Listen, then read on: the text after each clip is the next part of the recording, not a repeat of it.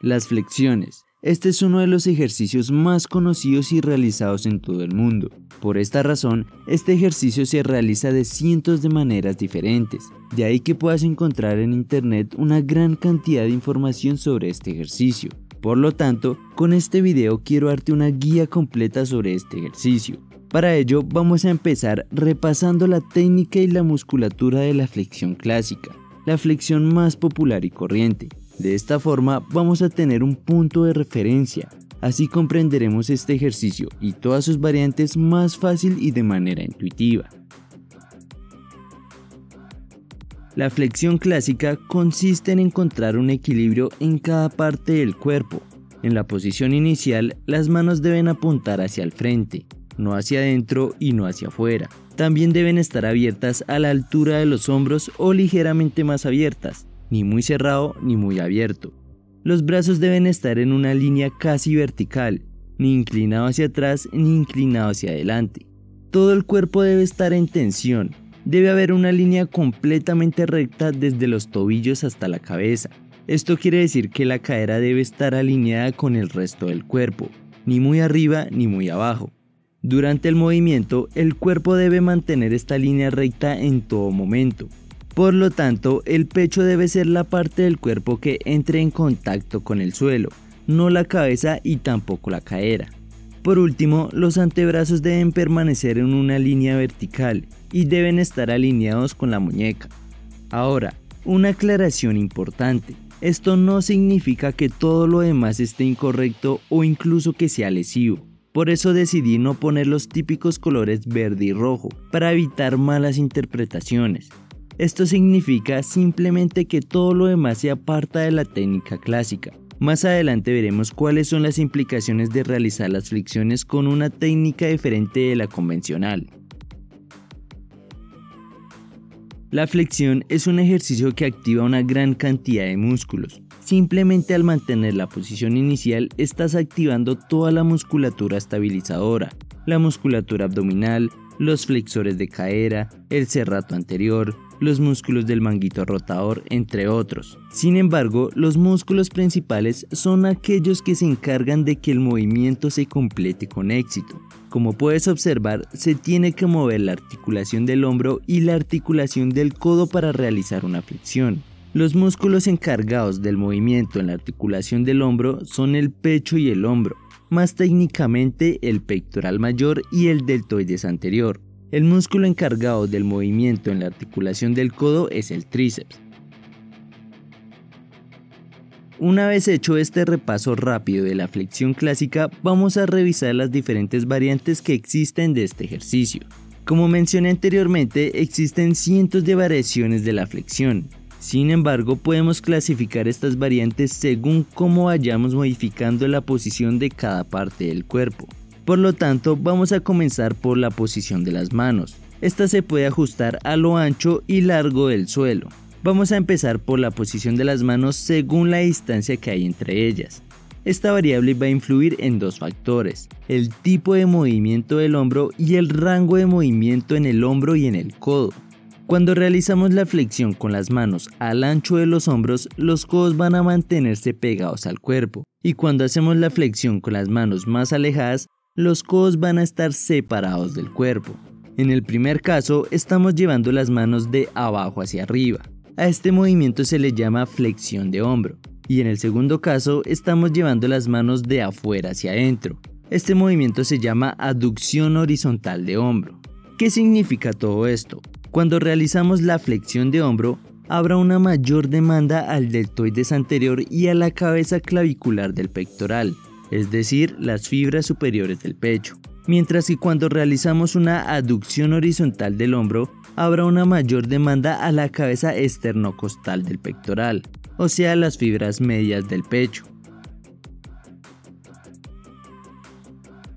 Por otra parte, la distancia entre las manos también influirá en el rango de movimiento en la articulación del hombro y del codo. Como regla general, a mayor rango de movimiento en una articulación, mayor será la activación de los músculos encargados de dicha articulación. Si observamos la articulación del hombro, podemos ver cómo hay un mayor rango de movimiento a una distancia intermedia. Con las manos demasiado juntas, el rango de movimiento será menor y por consiguiente habrá una menor activación del pectoral. Por otro lado, con las manos demasiado separadas, la demanda del pectoral será mayor, debido a que el brazo de momento es más largo, pero el rango de movimiento también será menor, así que esto no será lo más eficiente. Por lo tanto, lo más óptimo se encuentra a una distancia de manos intermedia. De hecho, a esta distancia podemos aumentar aún más el rango de movimiento realizando unas flexiones profundas, aumentando más la demanda al pectoral.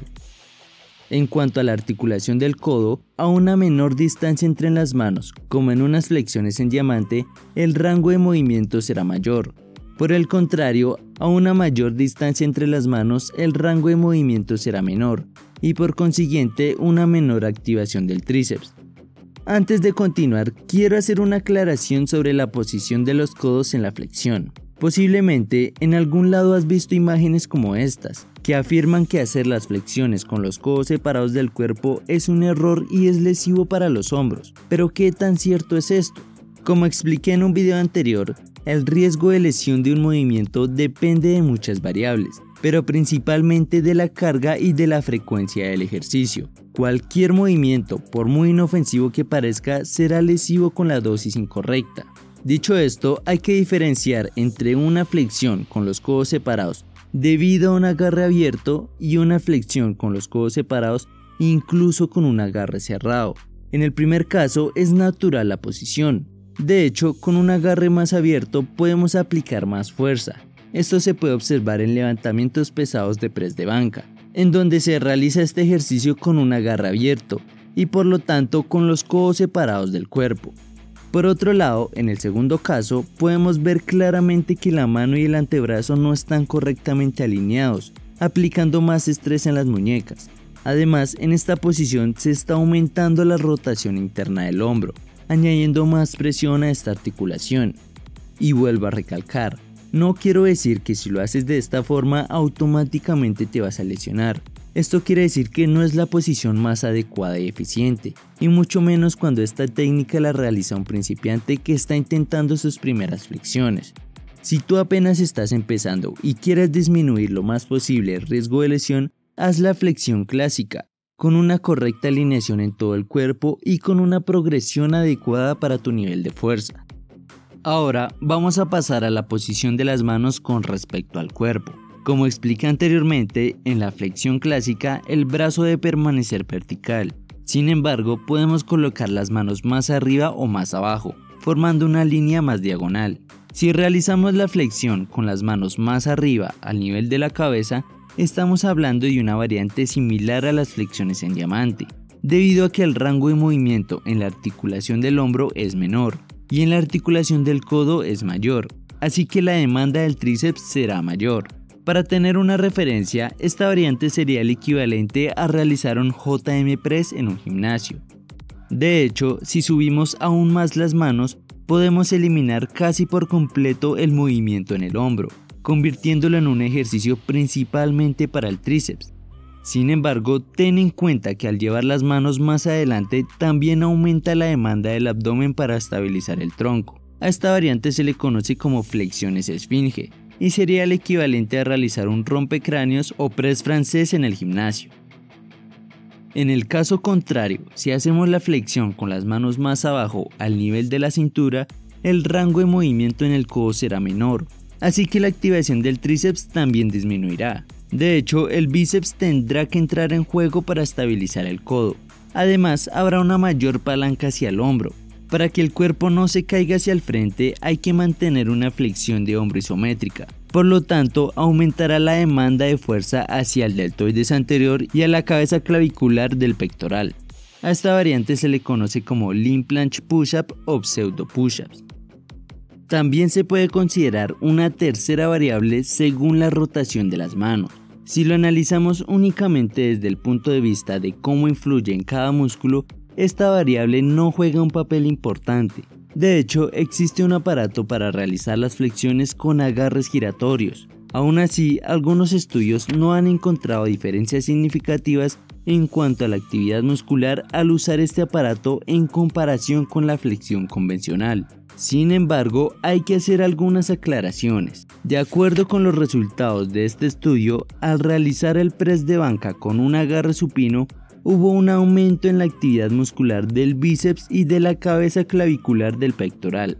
Esto se debe a que un agarre supino facilita la rotación externa del hombro y por consiguiente que los codos permanezcan pegados al cuerpo, favoreciendo la flexión de hombro y aumentando la demanda a la cabeza clavicular del pectoral. Además de esto, un agarre supino facilita que la barra baje más cerca de la cintura y como mencioné previamente, el bíceps tiene que entrar en juego para estabilizar el codo. Pero este tema lo trato más en profundidad en este video, lo puedes encontrar abajo en la descripción. Esto quiere decir que la rotación de las manos por sí solo no influirá en la musculatura implicada a no ser que cambiemos otras variables como la distancia de las manos y su posición con respecto al cuerpo. Antes de continuar, algunos de ustedes me han preguntado dónde saco las animaciones de la anatomía de los ejercicios para mis videos. Estas animaciones son de la aplicación Strength Training de Muscle & Motion. En ella pueden buscar cientos de ejercicios diferentes con un análisis detallado de la anatomía y biomecánica de los ejercicios. Pueden filtrarlos según la categoría, el músculo y el tipo de material que necesiten. Y lo que más me gusta de esta aplicación es que para nosotros los calisténicos podemos encontrar una gran cantidad de ejercicios de calistenia, desde los más básicos hasta ejercicios más avanzados. Si están interesados, abajo en la descripción les dejaré un link para que le echen un vistazo. Además, si compran la aplicación a través de este link me estarán apoyando con un pequeño porcentaje. Dicho esto, continuemos con el video. Pasando a otro punto, la rotación de las manos hará que el ejercicio sea más cómodo y seguro según la variante. Por ejemplo, al realizar flexiones con un agarre cerrado, es mejor rotar las manos ligeramente hacia adentro para que haya una mejor alineación con el antebrazo, como en unas flexiones en diamante. Por otro lado, en unas Slim Planche Push-Ups habrá mucha presión en las muñecas, así que en este caso será mejor rotar las manos hacia afuera para disminuir esta presión. Por último, también podemos considerar una cuarta categoría en la cual se realiza la flexión en un sistema de suspensión, como en unas anillas o TRX. En este caso, las manos no están fijadas en el suelo, así que habrá una mayor libertad de movimiento en el hombro, así que se pueden mover las manos a lo ancho, largo y rotarlas libremente en un mismo movimiento. Debido a esta libertad de movimiento podemos hacer un mayor énfasis en el pectoral. Sin embargo, entraré más en detalle sobre este ejercicio en el siguiente video, que también estará en la descripción. Finalmente, vamos a ver cómo influye la posición de la cadera y de los pies. En este caso, tanto la posición de la cadera como la posición de los pies modifican el ángulo en la articulación del hombro y por consiguiente la dirección de empuje. Por ejemplo, en la flexión clásica, el ángulo del hombro será de 70 grados aproximadamente. En este caso, la dirección de empuje es hacia el frente, horizontalmente. Ahora, si elevamos ligeramente la cadera o los pies como en unas flexiones declinadas, el ángulo del hombro aumentará, así que la dirección de empuje será más diagonalmente. En este caso, habrá una mayor demanda a la cabeza clavicular del pectoral. En este caso, sería el equivalente a realizar un press de banca inclinado. Ahora, si elevamos aún más la cadera, similar a unas Hindu Push-Ups, o si elevamos más los pies, como en unas Handstand Push-Ups, o una combinación de ambos, el ángulo del hombro aumentará aún más. En este caso, la dirección de empuje será hacia arriba, verticalmente, así que la demanda será mayor al deltoides anterior.